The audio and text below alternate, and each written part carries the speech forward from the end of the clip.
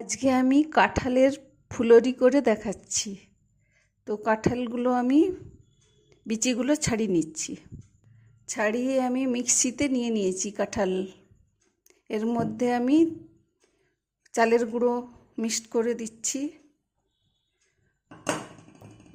আটা মিক্স করে দিচ্ছি, আর ভেজে রাখা মৌরি গুঁড়ো দিয়ে দিচ্ছি, এই যে, আর এখানে চিনি অ্যাড করে দিলাম, দিয়ে পেস্ট করে নিচ্ছি। তেল গরম হয়ে গেছে, এই যে কাঁঠালের ফুলরিগুলো ছেড়ে দিচ্ছি।